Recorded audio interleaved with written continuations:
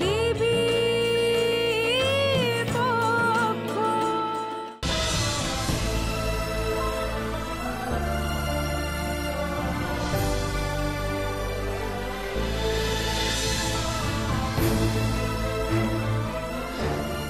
আমাকে আমাকে এক্ষুনি বেরোতে হবে সূর্য, তুমি বিশ্রাম করো। দেবী, সূর্য, সূর্য কি করছো তুমি? উঠো না, দেবী আমার শরীর খারাপ। আমার বসো। সূর্য দেখো, আমার এই ঘরে ঢোকারই কথা নয়। আমি তো দেবী, আমার কিছু প্রশ্ন আছে, সেগুলোর উত্তর দেবে, এড়িয়ে যাবে না তো? তুমি তুমি কি এখনো আমাকে বাজি কাকার খুনি ভাবো?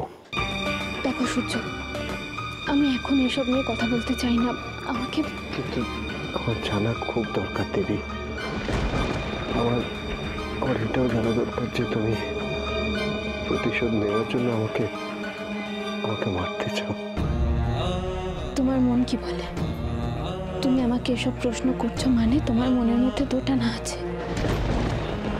আমি শুধু এটুকু বলতে পারি যে আমার আমার মাথাটা কাজ করছে না, জানো তো? সবকিছু কেন জট পাকিয়ে যাচ্ছে। আচ্ছা দেবী, আমাদের সাথেই বারবার কেন হয় এরকম বলবে? মা জগদম্বা কি সত্যি চান না যে আমরা আমরা সুখে থাকি? এসব কি বলছো তুমি সূর্য? দেবী, আমি তো আর কোনো কারণ খুঁজে পাচ্ছি না। আচ্ছা, মানুষের অপরাধের দায় ভগবানের উপর চাপানোটা কি ঠিক? মানে তোমাকে এখন এসব কথা বলে কোনো লাভ নেই, তিক্ততা শুধুই বাড়বে। সেটা যাতে না হয় আমি অনেক চেষ্টা করেছি দেবী। আমি চেষ্টা করেছি যে সবকিছু যাতে আমাদের ভেতরে পরিষ্কার থাকে। কোনো কিছুই পরিষ্কার হবে না যতক্ষণ না অবধি আমি প্রমাণ জোগাড় করতে পারছি।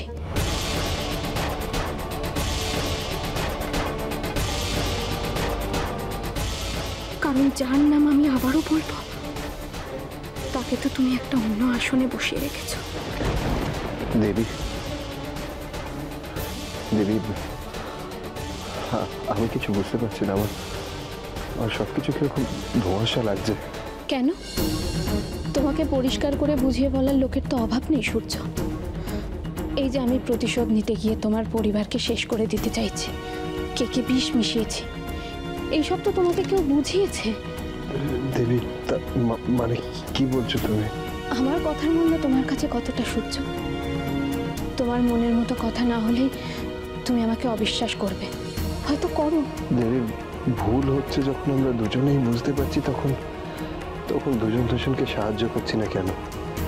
এখানে তো